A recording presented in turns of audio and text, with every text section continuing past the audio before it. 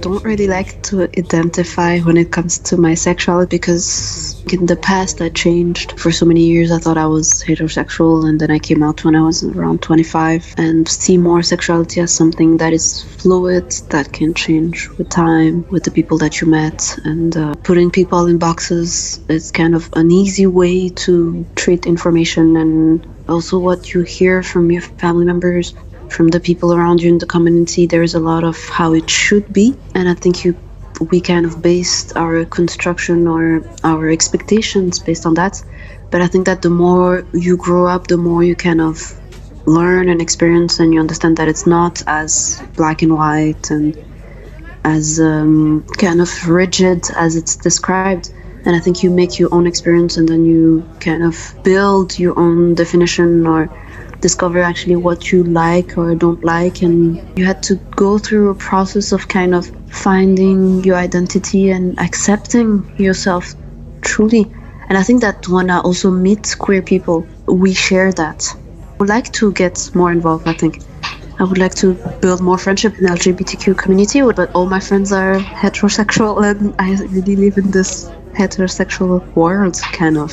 When someone asked me if I have a boyfriend, I said no, but I have a girlfriend. And they're like, oh, really? Okay. They are super uncomfortable. Either they say nothing, or they're like, oh, I didn't know. I would have never guessed. Well, that's written on my head. You cannot guess. All those little things, I think they are so unaware. I don't know, when you travel, you have to think about which country you're going, depending with who you travel. Just a lot of little things. That's why I also created a profile recently, because I actually wanted to meet more people, have a group of friends that is queer. And I was born and raised in Geneva. My origins are Somali. I'm in between those two cultures, the Swiss culture and the Somali culture. I think I would not define myself as being a stereotypical Somali woman. When it comes to my personal values, for example, family is important.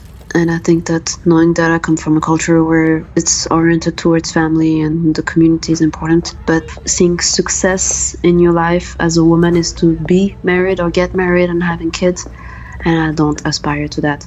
I mean, although I would like at some point, but it's not what makes me a fulfilled person as a whole. Although it is a patriarchal society, Somalia is very strong in collectivism, and inside of the homes, Somali women are the head of the family. I feel like they are the one in charge, controlling everything and being aware, but it also linked to the role of the gender role of kind of woman being the one taking care of the family and raising the kids. But I also think that some basic values that you also find in every culture or in every group, like the respect, honesty, being loyal. I mean, Somali culture is also a polygamous society, but it's only allowed for men, of course.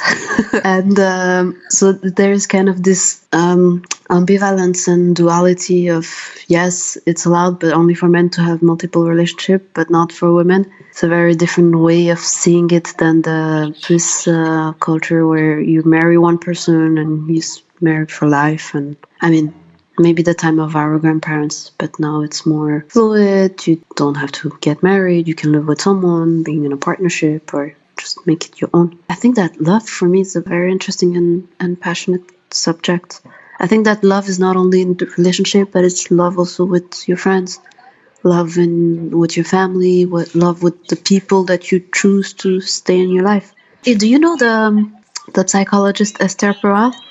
She described love as being two things. You have the love that is passion, she uses the metaphor of a wave. And then you have this other love, which is security, someone to rely on, someone that is loyal, more long-term focused. And she uses the metaphor of an anchor of a boat. And she said that when you think that you want to have, for example, amazing sex, this adrenaline rush, it's mostly at the beginning, because you kind of don't know the person.